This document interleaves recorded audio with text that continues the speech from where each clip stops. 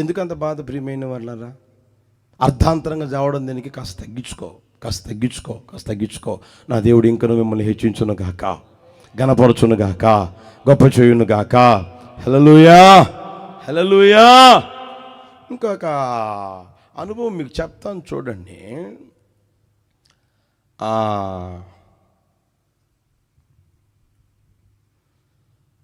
మీకు అర్థమయ్యేదాన్ని చెప్తున్నా.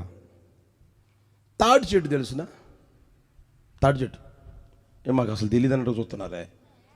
అది అసలు మేము ఎప్పుడు చూడలేదు, మా ఇంటి పక్కలో లేదని అంటున్నట్టుగా చూస్తున్నారే. చూసారా లేదా? చూసారా? హల్లెలూయా. చూసారు కదా? అది చూడండి, ఏపుగా పెరుగుతా పోతుంది.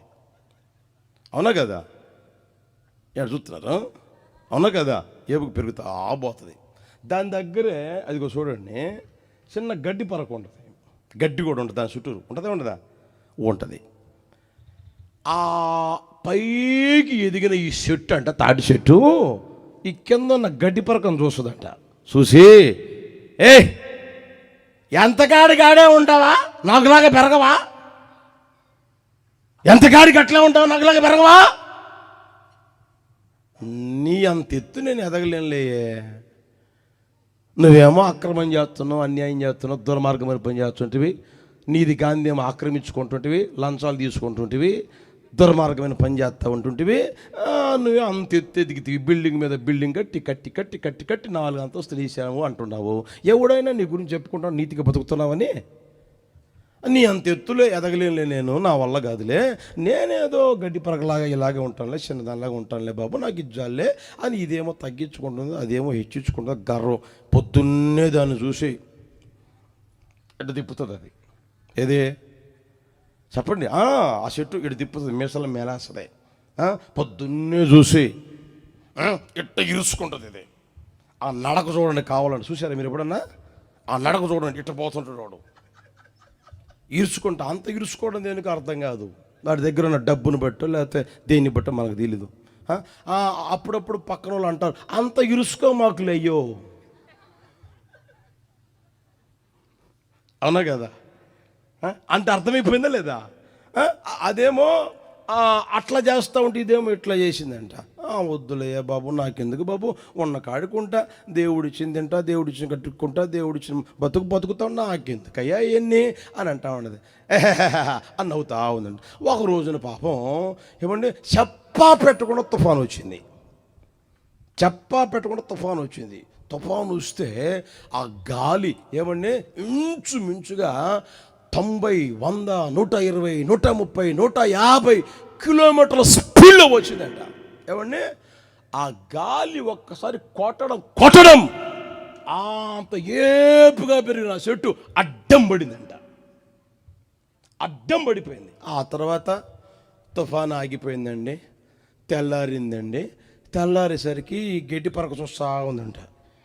ఏంది ఇది ఎట్టుంది, ఇట్ట పడిపోయింది, అడ్డం పడిపోయింది. ఇది ఎట్టు ఉండాలి కదా, పైకి ఉండాలి కదా, ఏంది అడ్డం పడింది? హలో, ఏం అడ్డం పడిపోయావు? ఏం అడ్డం పడ్డావు? ఏమైంది నీకు? అదే నాకు అర్థం కాలేదు, ఏమైందో. అర్థమైంది ప్రియమైన? ఇలాంటి వాళ్ళు లేరా? గర్వించి బైబిల్ ఏమని తెలిసిన, నాశనానికి ముందే ఉంటుంది. చెప్పండి గట్టిగా. గర్వం నడుస్తుంది అంట. నాశనానికి ముందు గర్వం నడుస్తుంది. అది నడుచుకుంటా పోతా ఉన్నప్పుడు అర్థం చేసుకోవాలా. మనం వాళ్ళని చూసి విర్రవెక్కకూడదు, వాళ్ళని చూసి బాధపడకూడదు, వాళ్ళని చూసి ఏమండి మత్సరపడకూడదు, వాళ్ళని చూసి ఏమండి ఏందో నా బతికిట్లా ఉంది, నా బతికిట్లా తెల్లారుతా ఉంది, నా గతి ఇంతేనేమో, నా పిల్ల గతి ఇంతేనేమో, నా పరిస్థితి ఇంతేనేమో అని ఎప్పుడు అనుకోకూడదు ప్రియమైన వాళ్ళరా. అర్థమవుతుందా? ఇప్పుడు ఆ గడ్డి పరకుల్లా ఎంత తుఫాను వచ్చినా అలాగే ఉంది. గాలి వచ్చిందనుకో తల ఇలా అంటుందంట.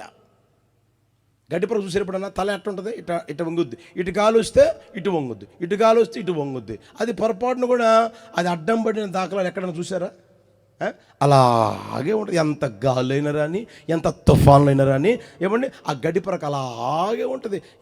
నేనేమో కింద పడ్డాను, నువ్వేమో అట్లాగే ఉన్నావంటే ఏమి లేదండి, నేనేమో తల వంచుకుంటా ఉంటాను, నువ్వేమో ఇటు నిలుకు నడుస్తావు కదా, అందుకని నువ్వు అడ్డం పడ్డావులే అన్నదంట. అది అర్థమైందా? కనుక ఎప్పుడు విర్రవేగమాకండి. నీకున్న దాన్ని బట్టి, నీకున్న అందాన్ని బట్టి, నీకున్న చదువుని బట్టి, నీకున్న ఉద్యోగాన్ని బట్టి, నీకున్న ఏమండి స్థానాన్ని బట్టి, దేన్ని బట్టి విర్రవేగమాకండి. దేవుడు కానీ ఒకసారి కొట్టాడు అనుకో అడ్డం పడతావు, ఇక అడ్రస్ కూడా ఉండదు. కనుక మన వ్యక్తిగత జీవితం ఎప్పటికైనా సరే ఎప్పటికప్పుడు ఏం చేయాలి చెప్పండి? తగ్గించుకోవాలా. ఇప్పుడు సమూయేలు ఉన్నాడు. సమూయేలుకి వాళ్ళ తల్లి ఏటేట ఎలాంటి అంగి తెచ్చి ఇచ్చిందంట? నోరు తెరవండి, అట్ట చూస్తున్నారా? ఏ అంగి? ఇప్పుడు నేను ఉన్నాను, మా అమ్మ వచ్చింది, చిన్న అంగిది సరిపోద్దా? ఏది 4 సంవత్సరాలప్పుడు 5 సంవత్సరాలప్పుడు చిన్న అంగి ఇచ్చింది. ఇప్పుడు కూడా ఇదే వేసుకోరా అని ఇస్తే ఎట్టుంటుంది? నేనేమంటా, ఏం మమ్మీ ఇలాంటిది తెస్తున్నావు అంటే, అరే దేవుని ఎంతైనా ఆశీర్వదించని, ఎంతైనా గణపరచని, ఎంతైనా గొప్ప చేయని, నీవెవరు అంటే చిన్నోడివిగానే ఉండాలి. హల్లెలూయా, హల్లెలూయా. నిన్ను తగ్గించుకోవాలి. నిన్ను హెచ్చించుకోకూడదు, నిన్ను గొప్ప చేసుకోకూడదు, నువ్వు తగ్గించుకోవాలి. హల్లెలూయా. నిన్ను తగ్గించుకుని చూడు సహోదరుడా, సహోదరి. నా దేవుడు నిన్ను నీ కుటుంబాన్ని గణపరిచి హెచ్చించి గొప్ప చేయును గాక. హల్లెలూయా. ఎక్కడ దాగి ఉండాలంట చెప్పండి గట్టిగా? మంటిలో దాగి ఉండాలి. మనం మట్టిలో దాగి ఉండాలి. తగ్గింపుగలిగిన జీవితం మనకు ఉండగలగాలి. దేవుని బిడ్డలకు అవసరమైంది తగ్గింపుగలిగిన జీవితం. దేవుని బిడ్డలకు అవసరం. అహంకారం ఉంది కదా, అహంకారులను ఎదిరించి దీనులకు ఆయన ఏం చేస్తాడు? కృపని అనుగ్రహిస్తానే ఉంటాడు. ప్రతి దినం కృప అనుగ్రహిస్తానే ఉంటాడు. కృపను పొందుకుంటానే ఉంటాడు. సహోదరుడా, నా ప్రభువటి కృప చూపును గాక. ఇంకొక మాట చెప్తాను చూడండి. రాజుల మొదటి పుస్తకం 17వ అధ్యాయం 3వ వచనం. రాజుల మొదటి పుస్తకం 17వ అధ్యాయం 3వ వచనం. నీవు ఇచ్చట నుండి తూర్పు వైపునకు పోయి యోర్దానులకు ఎదురుగా ఉన్న కెరీతు వాగు దగ్గర దాగి ఉండు. ఏలియా అనే సేవకునికి సర్వోన్నతుడు, సర్వశక్తి కలిగిన వాడు, సర్వాంతర్యామి, సైన్యములకు అధిపతి యెహోవా దేవుడు తెలియజేసిన మాట ఏంటంటే, నీవు పోయి ఇచ్చట నుండి తూర్పు వైపుకు పోయి యోర్దానులకు ఎదురుగా ఉన్న కెరీతు వాగు దగ్గర దాగి ఉండు అని అడ్రస్ చూడండి, ఫుల్గా చెప్పి పంపిస్తా ఉన్నాడు. అప్పటికి ఏం జరిగింది అంటే, ప్రియమైన వాళ్ళరా, ఏలియా ఆ ప్రాంతంలో జరుగుతున్న దారుణమైన పరిస్థితులు చూసి ఏమండి, చిన్నవారు మొదలుకొని పెద్దవారి వరకు, రాజ్యాన్ని పరిపాలించే రాజుగారి వరకు దేవుని మాట వినకుండా పెడచెవిని పెట్టి తృణీకరించిన వారై నడిపించబడుతూ ఉంటే ఆయన అంటాడు, నా మాట ప్రకారము గాక, వర్షమైనా పడదు, మంచైనా పడదు అన్నాడు. వర్షానికి పండే పంటలు ఉంటాయి, మంచుకు పండే పంటలు ఉంటాయి. అర్థమవుతుందా? ఇప్పుడు వర్షం పడకపోతే పంటలు ఎలా వస్తాయి? మంచు పడకపోతే పంటలు ఎలా వస్తాయి? పంటలు పండకపోతే తిండి ఎలా కలుగుతుంది? తిండి ఎలా జరుగుతుంది? ప్రియమైన వాళ్ళరా, అలాగా ఆ దేశంలో ఏమండి, ఆ ప్రాంతస్తులలో ఉన్నదంతా తిన్నారు. ఇక పంటలు పండడంలే, కరువు ఏర్పడతా ఉంది. దారుణమైన పరిస్థితి. ఇప్పుడు దేవుడు అంటాడు, ఒరే అబ్బాయి, నువ్వేమో వర్షం పడదు, మంచు పడదు అన్నావు, నువ్వేమో నా సేవకుడు, నేను నీ మాటను గణపరచాలి కదా, గణపరుస్తా ఉన్నాను. వర్షం పడదు, మంచు పడదు, నువ్వు చెప్పినట్టు నేను చేస్తాను. అయితే నువ్వు తినాలి కదా, నువ్వు తాగాలి కదా. కనుక నువ్వేం చేస్తావు తెలిసిన? కెరీతు వాగు దగ్గరకు పోయి దాగి ఉండు. హల్లెలూయా. అక్కడికి ప్రియమైన వాళ్ళరా, మీకు లాంటి విశ్వాసులు అక్కడికి పోలేదు కూడా. పోయారా? ఇప్పుడు మీరు ఉన్నారనుకోండి, నేను సేవకుడిగా ఉన్నాను కాబట్టి ఎంతసేపు వాక్యం చెప్పాను కాబట్టి, అన్న ఇంటికి వచ్చి ప్రార్థన చేయండి అన్న అంటే, ఇంటికి వచ్చి ప్రార్థన చేసేటప్పుడు అన్న అంత ఒక ముద్ద పెడతానన్న, తినిపోండి అని అంటారు. అవునా కదా? అప్పట్లో ఆయనకి ఎవరున్నారు విశ్వాసులు? అర్థమవుతుందా? ఆయనకి తిండి పెట్టేవాళ్ళు ఎవరున్నారు? ఆయనకి నీళ్ళు ఇచ్చేవాళ్ళు ఎవరున్నారు? తిండి పెట్టేవాళ్ళు లేరు, నీళ్ళు ఇచ్చేవాళ్ళు లేరు, ఆయన ముఖం చూసేవాళ్ళు లేరు, ఆయన పలకరించే దిక్కు కూడా లేదు. అందుకని దేవుడు అంటాడు, నువ్వు వెళ్ళి అక్కడ కెరీతు వాగు దగ్గర దాగి ఉండు. నేను కాకోలముకు ఆజ్ఞ ఇచ్చి తిని, కాకులకు నేను ఆజ్ఞాపించాను. అయ్యా ఏమన్నయ్యా? ఉదయము సాయంత్రం మాంసము రొట్టె నీకు తీసుకొచ్చి పెడుతుంది. కాకులకు చెప్పా, ఉదయం సాయంత్రం రొట్టె మాంసం తీసుకొని వచ్చి నీ దగ్గర పెడుతుంది, నువ్వు శుభ్రంగా తిను. అది ఆ వాగులో ఉన్నాయా నీళ్ళు, అయి తాగు. హల్లెలూయా, హల్లెలూయా చెప్దాం బిగ్గరగా, హల్లెలూయా. ఇప్పుడు ఈయనకి ఏమంటే కానుక ఇచ్చే విశ్వాసులు లేరు, దశంభాగం ఇచ్చే విశ్వాసులు లేరు, సంఘమే లేదు, పట్టించుకునే దిక్కు లేదు, ఎవరు లేరు. ఇప్పుడు ఎవరి మీద ఆధారపడ్డాడు అంటే దేవుని మీద ఆధారపడ్డాడు. ఏమంటే విశ్వాసముతో నడిపించబడతా ఉన్నాడు ప్రియమైన వాళ్ళ. హల్లెలూయా. ఈరోజు నీ వ్యక్తిగత జీవితం కూడా దేవుని మీద ఆధారపడి విశ్వాసంగా బ్రతికే బ్రతుకును అలవరుచుకుందువు గాక. హల్లెలూయా. అర్థమవుతుందా? ఎవరేమిస్తారు. ఆ ప్రభుత్వం వచ్చినప్పుడు అట్లా ఉంది, ఈ ప్రభుత్వం వచ్చిన తర్వాత ఎట్లుంది, ఇప్పుడు ఏమి ఇచ్చేవాళ్ళు చెప్పండి, గట్టిగా చెప్పండి. ఏ ప్రభుత్వం నిన్ను బాగు చేస్తుంది, ఏ ప్రభుత్వం నిన్ను ఉత్తరిస్తుంది, ఏ ప్రభుత్వం నిన్ను ఏమంటే నీ ఎత్తు చేస్తుంది, ఏ ప్రభుత్వాలు నిన్ను బాగు చేస్తాయి, ఏ ప్రభుత్వం నీ అవసరాలు తీరుస్తుంది, ఏ మనిషి నీ అవసరాలు తీరుస్తాడు, ఏ వ్యక్తి నీ అవసరాలు తీరుస్తాడు. ఒకవేళ ఇచ్చినా ఎంత ఇస్తారు, ఎంత చేస్తారు? అర్థమవుతుందా? ఇప్పుడు నేను ఉన్నాను అనుకోండి, నా దగ్గరికి నువ్వు వచ్చావు, నేను ఎంత ఇవ్వగలను, ఎంత చేయగలను? గ్రామంలో ఉన్నారు వాళ్ళు ఎంత ఇవ్వగలరు, ఎంత చేయగలరు? ప్రభుత్వం ఉంది, ఎంత ఇవ్వగలరు, ఎంత చేయగలరు? ఎంతవరకు సహాయం చేయగలరు, ఎంతవరకు నీ అవసరం తీర్చగలరు, ఎంతవరకు నీ లోటుని పోడ్చగలరు, ఎంతవరకు ఆలోచించి సహోదరుడా సహోదరి. అదే నా యేసయ్యను విశ్వాసం ఉంచావనుకో, హల్లెలూయా, హల్లెలూయా. కాకుని పంపైన నీకు ఆహారం సమృద్ధిగా ఇచ్చును గాక. హల్లెలూయా. కాకుల ద్వారా నా దేవుడు నిన్ను పోషించును గాక. హల్లెలూయా. నీ కడుపు ఆకలి తీర్చును గాక, నీ అవసరాలన్నీ తీర్చును గాక. ఎంత అవసరమైనా సరే మనిషి తీర్చలేడు. అయితే నేను ప్రకటిస్తున్న నజరేయుడైన యేసయ్య ప్రతి అవసరతను తీర్చుటకు సర్వశక్తి కలిగిన దేవుడు ఆయన.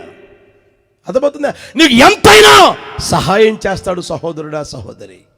ఆ రోజున ఇశ్రాయేలు ప్రజలు ఐగుప్తు దేశం నుంచి బయలుదేరినప్పుడు 6 లక్షల కాల్బలము అని రాయబడి ఉంది. ఎంతమంది చెప్పండి గట్టిగా? 6 లక్షల కాల్బలము అని. అంటే యుద్ధమునకు పోదగిన వారు, అంటే 20 సంవత్సరాల పైబడిన వారు 6 లక్షలు అని రాయబడింది. అంతకంటే ఎక్కువ వయసు ఉన్నవారు ఎంతమంది ఉంటారు, అంతకంటే తక్కువ వయసు వారు ఉన్నవారు ఎంతమంది ఉంటారు? వాళ్ళ అమ్మలు ఉండరా, తండ్రులు ఉండరా, వాళ్ళ అన్నదమ్ములు లేరా, అక్కచెల్లు లేరు, ఎంతమంది లేరండి? ఇంచుమించుగా కుటుంబానికి 5గురు నేసుకున్నా సరే 6 లక్షలు ఇంటూ 5 ఎంతమంది అవుతారు? 30 లక్షలు. ఇంకా పైచులికే. మనకు తెలిసిన రోజుల్లోనే ఏమండి, ఒకరు ముద్దు, ఇద్దరు చూస్తున్నారా, ఒకరు ముద్దు, ఇద్దరు హద్దు. అవునా కదా? ఒకరైతే ముద్దు, ఇద్దరైతే హద్దు గీసేశారు. అర్థమవుతుందా? మనకు తెలిసిన రోజుల్లోనే అలా ఉంటేనే 3వాడిని కనట్లేదా, 4వని కనట్లేదా? నాకు తెలిసిన వాళ్ళు 4గురిని కన్నారు. ఇంకా ఆ లెక్క వేసుకుని ఎంతమంది ఉంటారండి? అన్ని లక్షల మంది ఐగుప్తు దేశం నుంచి బయలుదేరి వస్తూ ఉంటే ప్రియమైన వాళ్ళరా, వాళ్ళ బట్టలు పాతగిలిపోలేదంట, వాళ్ళ చెప్పులు వారు తెగిపోలేదంట, కాళ్ళు వాయులేదట. ప్రియమైన వాళ్ళరా, అన్ని లక్షల మందికి నీటినిచ్చిన దేవుడు నిన్నానుడు నిరంతరం ఏకరీతిగా ఉన్నాడు. వారి ఆహారాన్ని తీర్చిన దేవుడు నిన్నానుడు నిరంతరం ఏకరీతిగా ఉన్నాడు సహోదరుడా సహోదరి. హల్లెలూయా, హల్లెలూయా. ఆ రోజున ఎవరు తీర్చారు వారి ఆకలి, ఎవరు తీర్చారు వారి దాహం, ఎవరు తీర్చారు వారి అవసరతలన్నీ? ఏ ప్రభుత్వం తీర్చింది? ఏ మనిషి తీర్చాడు? నేను ప్రకటిస్తున్న నజరేయుడైన యేసయ్య తీర్చాడు. హల్లెలూయా, హల్లెలూయా. వాళ్ళు ఎలా తిన్నా తెలిసినా తృప్తిగా తిన్నారంట, తృప్తిగా తాగారంట. అర్థమవుతుందా? అంతటి సహాయం చేసిన దేవుడు నిశ్చయముగా నీకు సహాయకుడిగా ఉండి నడిపించును గాక, నీకు సహాయం చేయును గాక, నీ అవసరాలను తీర్చును గాక. ఎప్పుడు తెలిసినా నువ్వు విశ్వసించాలి. మన దేవుడు ఎవరు అంటే నీ తల వెంట్రుకలు లెక్కబెట్టి ఉన్నవాడు. ఎవరు ఆయన? చెప్పండి గట్టిగా. తల వెంట్రుకలు లెక్కబెట్టి ఉన్నవాడు. పుడిసిటి ఉందా? ఇలా పిడికిలు బిగించామా? ఈ పుడిసిటిలో నీటిని మూట గట్టినవాడు నా దేవుడు. హల్లెలూయా, హల్లెలూయా. ఆయన పిడికిలు విప్పితే ఏమండి, అన్నిటికీ ఆహారం సమృద్ధిగా దొరుకుతూ ఉంది. హల్లెలూయా. అంత గొప్ప దేవుడు. ప్రియమైన వాళ్ళరా, భూమిని ఆకాశాన్ని నోటి మాటతో కలుగు చేసిన దేవాతి దేవుడు, ఏదైనా చేయగలిగిన దేవుడు, శూన్యములో నుంచి నీకు సమస్తమిచ్చుడు శక్తి కలిగిన దేవుడు. ప్రియమైన వాళ్ళరా, హల్లెలూయా. ఈ రోజు వరకు నా అవసరాలు తీరుస్తూ, ఏమండి, నా ఆకలి తీరుస్తూ, నా దాహాన్ని తీరుస్తూ సమస్త కార్యాలు నా పట్ల చేసిన దేవుడు నిశ్చయముగా మీ పట్ల చేయును గాక, మీ అవసరాలు తీర్చును గాక. ఎప్పుడు తెలిసినా నువ్వేం చేయాలంటే విశ్వసించు, దేవుని విశ్వసించాలి, మనుషుల్ని నమ్మమాక. విశ్వాస జీవితం యేసయ్యని విశ్వసించు, యేసయ్య మీద నమ్మకం పెట్టుకో, యేసయ్య కోసం కనిపెట్టుకో. ఆయన కోసం కనిపెట్టుకున్న వారిలో ఎవరో సిగ్గు నొందలేదు, లజ్జగింపలేదు అని రాయబడింది. ప్రియమైన వాళ్ళరా, కనుక ఈ మాట వింటున్న ప్రియ సహోదరుడా, సహోదరి, నీ వ్యక్తిగత జీవితంలో నా ప్రభు చేయదలిచిన కార్యం నీకు తెలియజేస్తా ఉన్నాడు. నువ్వు ఎక్కడ దాగి ఉండాలి అంటే, నీ జీవం క్రీస్తుతో కూడా దాచబడి ఉండాలి, మట్టిలో నువ్వు దాగి ఉండాలి. తర్వాత చెప్పండి, కెరీతు వాగు దగ్గర నువ్వు దాగి ఉండాలి, విశ్వాస జీవితం చేయాలి, యేసయ్య వైపు చూడాలి. ఏమండి, ఆ తెల్ల దొర వస్తాడు, ఈ తెల్ల దొర వస్తాడు, ఈ దొర వస్తాడు, వాళ్ళు వస్తారు, వీళ్ళు వస్తారు అనుకుంటే వచ్చినట్టే ఉంటుంది, ఏడిచినట్టే ఉంటుంది జీవితం. నా యేసయ్య మీద నమ్మకం పెట్టుకోండి, నా యేసయ్య నా జీవితంలో ఏదైనా చేస్తాడు అని విశ్వసించు. నా దేవుడు నీ ఊహకు మించిన కార్యాలు చేయును గాక. హల్లెలూయా. యేసయ్య నీ వ్యక్తిగత జీవితంలో విశ్వాసాన్ని చూస్తాడు. ఆయన బైబిల్లో మాట ఉంది తెలిసిన, లూకాసు వార్త మనం 18వ అధ్యాయం 7వ వచనం 8వ వచనం మీరు చివరిలో చూస్తే, మనుష్య కుమారుడు వచ్చినప్పుడు ఆయన భూమి మీద విశ్వాసము కనుగొనున్న విశ్వాసులను కాదు, విశ్వాసులు ఉంటారు, ఈరోజు ఉంటారు, ఎప్పుడైనా ఉంటారు. అయితే వారిలో ఉండవలసిందంటే విశ్వాసం ఉండాలి, విశ్వాసం ఉండాలి. నాలోనైనా విశ్వాసం ఉండాలి, మీలోనైనా విశ్వాసం ఉండగలగాలి, ప్రతి ఒక్కరిలో విశ్వాసం ఉండగలగాలి. ఈ రోజున విశ్వాసము లేని విశ్వాసిగా ఉండకూడదు. ప్రియమైన వాళ్ళారా, విశ్వాసము లేని వ్యక్తిగా ఉండకూడదు. దినదినం దేవుని యందు విశ్వాసములు వేరు పారి నడిపించబడదుము గాక. ఒక్కొక్కరి విశ్వాసం ఏమండి వృద్ధిలోనికి వచ్చును గాక. హల్లెలూయా. అది చిన్న అవసరత, విశ్వసించు. పెద్ద అవసరత, విశ్వసించు. చిన్న సమస్య, పెద్ద సమస్య, ఏమండి విశ్వసించు. చిన్న రోగమా, పెద్ద రోగమా, విశ్వసించు. నీకు ఆరోగ్యం కావాలా, నీ అవసరాలు తీర్చబడాలా, విశ్వసించు. యేసయ్యని నమ్ము, యేసయ్య నా జీవితంలో కార్యం చేస్తాడని విశ్వసించు. కనాను స్త్రీ గమనించని ప్రియమైన వాళ్ళరా, వాళ్ళ కుమార్తె దయ్యం పట్టి బహుగా బాధపడతా ఉంటే యేసు ప్రభు దగ్గరికి వచ్చింది. యేసు ప్రభు అలా వెళ్తూ ఉంటే ఏమండి, ఆమె కేకలు వేస్తా ఉన్నా ఏమీ పట్టించుకోలే. శిష్యులు చెప్తారయ్యా, ఆమె కేకలు వేస్తూ ఉంది, కాస్త చూడవచ్చు కదా అని. ఆయన అంటాడు, పిల్లల కోసం తెచ్చిన రొట్టెని కుక్క పిల్లలకు వేయడం యుక్తము కాదు అని అంటే, ఆమె ఏమంటే తెలిసిన, అయ్యా యజమానుడు భోజనం బల్ల మీద పెట్టుకొని తింటా ఉంటే ఒకవేళ నోట్లో పెట్టుకోబోయేది అలా జారి కింద పడితే అదైనా కుక్క పిల్లలు తింటాయి కదయ్యా. నేను ఒక కుక్కను అనుకో, నా కుమార్తె కుక్క పిల్లే అనుకో, లేకపోతే మీరే కుక్కలు అనుకోండి, మేము కుక్క పిల్లలమే అనుకో. అర్థమైందా? ప్రియమైన వాళ్ళ ప్రభు అంటాడు, ఇశ్రాయేలులో నేను ఇంత విశ్వాసం అన్నట్టు నేను చూడలేదు, నీవు కోరినట్టు నీకు అగునుగాక. హల్లెలూయా. ఆ క్షణంలోనే ఆమె కుమార్తె బాగుపడినట్లుగా దేవుని వాక్యం స్పష్టంగా తెలియజేస్తూ ఉంది. హల్లెలూయా. హన్న దేవుని మందిరానికి వెళ్ళి ప్రార్థన చేసుకున్నది. ప్రార్థన చేసుకునేటప్పుడు ఆ సేవకుడు అంటాడు, ఇశ్రాయేలు దేవుడు నీ మనవి నీకు దయచేయును గాక అన్న ఆ మాటను ఆమె విశ్వసించింది, గుండెల్లో భద్రపరుచుకున్నది. అంతవరకు ఏడ్చింది, అంతవరకు నిట్టూర్పులు విడిచింది, అంతవరకు దుఃఖపడి, అంతవరకు బాధపడింది. తర్వాత ప్రియమైన వాళ్ళరా, ఇంటికి పోయిన తర్వాత నాట నుండి దుఃఖముఖిగా ఉండుట మానింది. ఎందుకు తెలుసునా? విశ్వసించింది, దేవుని విశ్వసించింది. దేవుడు నా జీవితంలో కార్యం చేస్తాడని విశ్వసించిందా? మరుసటి ఏట 12 కుమారుడు కౌగిట్లో ఉన్నాడు. ప్రియమైన వాళ్ళరా, అంతటితో అయిపోయిందా అని అంటే ఆగిపోలా. ప్రియమైన వాళ్ళరా, అడిగిన దానికంటే ఊహించిన దానికంటే ఆశ్చర్యమైన కార్యాలు నా యేసయ్య చేయుటకు సంసిద్ధుడిగా ఈ రాత్రి మన మధ్యలో ఆత్మస్వరూపిగా దృశ్యుడు సంచరిస్తూ ఉన్నాడు. నిశ్చయముగా ఒక్కొక్కరి జీవితంలో కార్యము చేయును గాక. హల్లెలూయా, హల్లెలూయా. నీ శాపం తొలగిపోయి ఆశీర్వాదం కలగాల, నా యేసయ్యని విశ్వసించు. నీ దరిద్రత తొలగిపోవాలా, నా యేసయ్యని విశ్వసించు. నీ కన్నీళ్లు నాట్యంగా మార్చబడాలా, నీ అంగలార్పు నాట్యంగా మార్చబడాలా, నా యేసయ్యని విశ్వసించు. ఏ స్థితిలో నీ జీవితం ఉన్నప్పటికీ నా యేసయ్యని విశ్వసించు. నా యేసయ్య ఈ కార్యం చేస్తాడు అని నమ్ము. నా దేవుడు అంతకంటే గొప్ప కార్యం చేయును గాక. హల్లెలూయా. బైబిల్లో వ్రాయబడిన మాట ఏం తెలిసిన? విశ్వాసమునకు కర్త ఎవరంట? గట్టిగా చెప్పండి. విశ్వాసమున కర్త ఎవరు? యేసయ్య. ఆ యేసయ్య వైపు నువ్వు చూస్తా ఉన్నావు. అమెరికా వైపు కాదు, దొరల వైపు కాదు, అర్థమవుతుందా? దశంభాగం ఇచ్చే వాళ్ళ వైపు కాదు, విశ్వాసుల వైపు కాదు. ఎవరి వైపు చూడాలి నువ్వు? గట్టిగా చెప్పండి. దేవుని వైపు, యేసయ్య వైపు. విశ్వాసమును కర్తయు దాన్ని కొనసాగించువాడైనా యేసయ్య వైపు చూడు. యేసయ్య వైపు చూడు. యేసన్న గారు మాకు నేర్పింది అదే. ఎవరు డబ్బులు ఇస్తారంటే వాళ్ళ వైపు కాదు మీరు చూడాల్సింది, యేసయ్య వైపు చూడండి. హల్లెలూయా, హల్లెలూయా.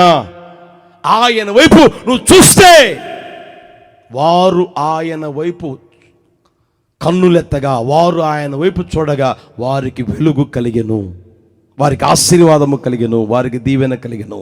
హల్లెలూయా. కనుక యేసయ్య వైపు చూడడం నేర్చుకోండి ప్రియమైన వాళ్ళారా. యేసయ్య వైపు అలా కన్నులెత్తు. ఆయన ఏమంటే కరుణించేంత వరకు, ఆయన నీ కోసం ఆకాశపు వాక్యాలని విప్పేంత వరకు అలా కన్నులెత్తి చూస్తా ఉండు. ఆయన వైపే చూస్తా ఉండు.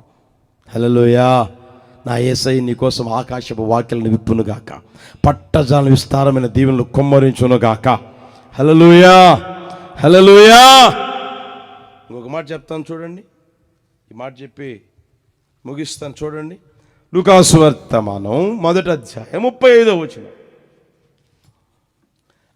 గట్టిగా గట్టిగా చదవండి. అందరు చదవండి ప్లీజ్. అందరు చదవండి.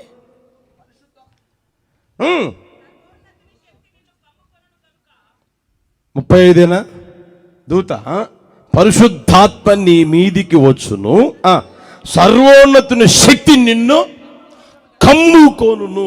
కమ్ముకోను. ఆ మాట గమనించండి. అక్కడ పరిశుద్ధాత్మ నీ మీదికి వస్తుంది, సర్వోన్నతుని శక్తి నిన్నేం చేస్తుందంట? కమ్ముకుంటుంది. కమ్ముకుంటుంది. ఆ సర్వోన్నతుని శక్తి నీ మీదకి ఎప్పుడైతే వస్తుందో, పరిశుద్ధాత్మ నీ మీదకి ఎప్పుడైతే వస్తుందో సర్వోన్నతుని శక్తి నిన్ను కమ్ముకుంటుంది. అంటే అందులో నువ్వు దాచబడుదువు గాక. హల్లెలూయా. ఇంకా మీకు అర్థమయ్యేదానికి చెప్పాలంటే పరిశుద్ధాత్మలో నువ్వు దాచబడాలి ప్రియమైన వాళ్ళారా. అట్టి కృప ప్రభువును గ్రహించును గాక. హల్లెలూయా. యేసు ప్రభుని విశ్వసించడమే కాదు, యేసు ప్రభుని నమ్మడమే కాదు, యేసు ప్రభుని నమ్మి బాప్తిసం పొందడమే కాదు, కానీ ప్రియమైన వాళ్ళరా నువ్వు చేయవలసిన పని ఏందయ్యాలంటే పరిశుద్ధాత్మ చేత నింపబడుదువు గాక, పరిశుద్ధాత్మ అనుభూతిలోనికి వచ్చుదువు గాక, పరిశుద్ధాత్మ శక్తిని నువ్వు పొందుకోవాలి ప్రియమైన వాళ్ళరా. పరిశుద్ధాత్మ చేత నువ్వు నింపబడాలి. పరిశుద్ధాత్మ చేత ఎప్పుడైతే నింపబడతావో ఆ నింపబడిన పరిశుద్ధాత్ముడు నీతోను, నీలోను, నీ మీదను ఉంటాడు. నీ మీదను ఉంటాడు. అప్పుడు ఆ పరిశుద్ధాత్మలో నువ్వు దాచబడి దాచబడి దాచబడి నడిపించబడతానే ఉంటావు. ఎందుకు తెలిసినా ఆ పరిశుద్ధాత్ముడు నిన్నేం చేస్తాడు అంటే యేసయ్య పోలికలోనికి తీసుకొని వచ్చును గాక, ప్రభువు పోలికలోనికి తీసుకుని వచ్చును గాక. అర్థమవుతుందా ప్రియమైన వాళ్ళారా? ఒక రోజున దేవుడు ఆయన పోలిక చొప్పున చేస్తే, ఆయన స్వరూపం చొప్పున చేస్తే ఆ పోలిక మనం పోగొట్టుకున్నాం, మనిషి పోగొట్టుకున్నాడు. ఇప్పుడు మరలా ఆ పోలికలోనికి మనల్ని తీసుకుని వచ్చేదానికి పరిశుద్ధాత్మని లోకానికి పంపాడు. అర్థమవుతుందా? ఆ పరిశుద్ధాత్మ చేత ఎప్పుడైతే నువ్వు నింపబడతావో, పరిశుద్ధాత్మ చేత ఎప్పుడైతే నువ్వు నడిపించబడతావో, ఆ పరిశుద్ధాత్ముడు నన్నైనా నిన్నైనా ఏం చేస్తాడంటే యేసయ్య పోలికలోనికి తీసుకుని వచ్చును గాక. చూడండి ఆ మాట. కొరింథీయులకు రాసిన 2వ పత్రిక 3వ అధ్యాయం 18వ వచనం. కొరింథీయులకు రాసిన 2వ పత్రిక 3వ అధ్యాయం 18వ వచనం చూడండి. మనమందరమును ముసుగులేని ముఖముతో ప్రభువు యొక్క మహిమను అద్దము వలె ప్రతిఫలింపజేయుచు మహిమ నుండి అధిక మహిమను పొందుచు ప్రభువుకు ఆత్మ చేత ఆ పోలికగానే మార్చబడుచున్నాము. మన పోలిక పోయి ఏమంటే ప్రభువు పోలికలోనికి వస్తాం. ఎలా అంటే పరిశుద్ధాత్మలో దాగి ఉన్నప్పుడు, పరిశుద్ధాత్మ చేత నింపబడి నడిపించబడుతూ ఉన్నప్పుడు ఆ పరిశుద్ధాత్ముడు మనల్ని దేవుని పోలికలోనికి తీసుకుని వచ్చును గాక. హల్లెలూయా, హల్లెలూయా. అర్థమవుతుంది ప్రియమైన మన యేసు ప్రభువు ఈ లోకంలో ఉన్నప్పుడు చెప్పాడు ఏమని తెలిసినా, ఒకడు మారు మనసు పొందితే పరలోక రాజ్యాన్ని చూస్తాడు. పరలోక రాజ్యాన్ని చూస్తాడు. చూసేదానికి దేవుడు మనల్ని పిలవలేదు. పరలోక రాజ్యాన్ని చూసేదానికి అది మనల్ని పిలిచింది దేవుడు. మనల్ని ఎందుకయ్యా అంటే, ఒకడు చూడండి, నీటి మూలము గాను ఆత్మ మూలము గాను జన్మించితేనే గాని పరలోక రాజ్యంలో ప్రవేశించడు. మనల్ని ఎందుకు పిలిచాడయ్యా అంటే, యేసు ప్రభు లోకానికి ఎందుకు వచ్చాడయ్యా అంటే పరలోకాన్ని చూపించేదానికి కాదు, పరలోకంలో ప్రవేశింపజేసేదానికి. అర్థమవుతుంది? ఆ పరలోకంలో ప్రవేశించాను, నీవైనా ప్రవేశించాను, నేను ప్రవేశించాను. అందుకని యేసు ప్రభు అన్నారు ఏమని తెలిసినా, ఏమంటే నేను వెళ్ళుట మీకు ప్రయోజనకరం. వెళ్ళిన తర్వాత తండ్రిని వేడుకుంటాను, పరిశుద్ధాత్మను మీ మీదకి పంపుతాను. ఆ పరిశుద్ధాత్మ మీతో ఉంటాడు, మీలో ఉంటాడు, మీ మీద ఉంటాడు, ఎల్లప్పుడూ మీతోనే ఉంటాడు.